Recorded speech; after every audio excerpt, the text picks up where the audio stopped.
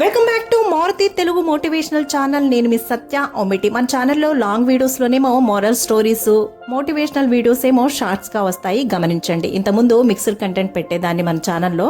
ఇప్పుడు అలా కాకుండా ఓన్లీ స్టోరీస్, మోటివేషనల్ వీడియోస్ మాత్రమే వీడియోస్గా వస్తాయి. నాది సెకండ్ ఛానల్ లింక్ డిస్క్రిప్షన్లో ఉంటుంది.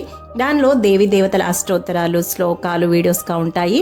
నా ఈ 2 ఛానల్స్ని సబ్స్క్రైబ్ చేసుకొని సపోర్ట్ చేయండి ప్లీజ్. ఈరోజు సింహము చిట్టెలుక అనే చక్కటి కథను విందాం. వినిన తర్వాత నీతేంటో కామెంట్ చేసి తెలియచేయండి. అనగనగా ఒక పెద్ద అడవి. ఆ అడవిలో ఒక సింహం నివసిస్తూ ఉండేది. ఆ అడవిలోనే ఒక చెట్టు కింద తొర్రలో ఒక చిట్టెలుక కూడా నివసిస్తూ ఉండేది. ఒకనాడు సింహం జంతువులను వేటాడి వేటాడి అలసిపోయి చెట్టు కింద పడుకొని విశ్రాంతి తీసుకుంటూ ఉండగా పక్కనే ఉన్న కన్నంలో నుంచి చిట్టెలుక బయటకొచ్చి అటూ ఇటూ తిరుగుతూ ఆ సింహం కాలికి తగిలింది. సింహం కోపంతో ఒక్కసారి పంజా విసిరింది.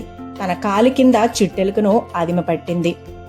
దాంతో చిట్టెలుక గడగడ వణికిపోతూ, మృగరాజా, నన్ను చంపకు, ప్రాణాలతో విడిచిపెట్టు, ఎప్పుడో ఒకప్పుడు నీకు నేను ఉపకారం చేస్తానే అన్నది దీనంగా. చిట్టెలుక మాటలు విన్న సింహం పెద్దగా నవ్వి, ఏమన్నావు బుడతా, నీవు నాకు సహాయం చేస్తావా? నా కాలి గోరంత లేవు నీవు, ఈ అడవికి రాజు నేనెక్కడా, కన్నంలో దాక్కునే పెసరంత ప్రాణం గల నువ్వెక్కడా, అల్ప ప్రాణివి, అలాంటిది నీవు నాకు బదులు ఉపకారం చేస్తావా? ఎంత విచిత్రం, సరేలెప్పో అని సింహం పెద్దగా నవ్వుతూ చిట్టెలుకను వదిలింది.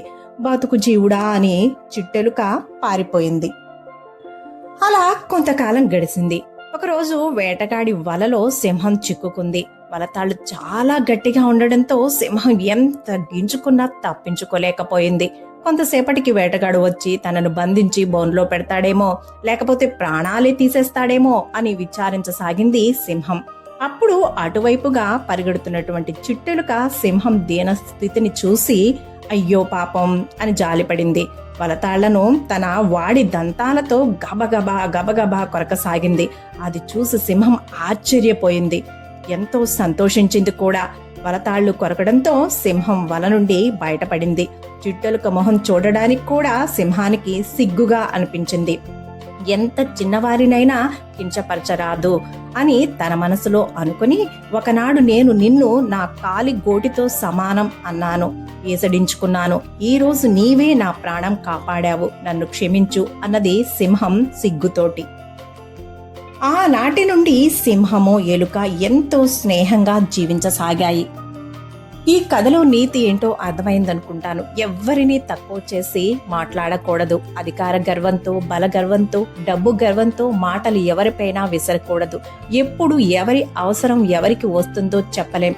ఈ రోజు చిన్నగా కనిపించిన వారే రేపు పెద్ద సహాయం చెయ్యొచ్చు.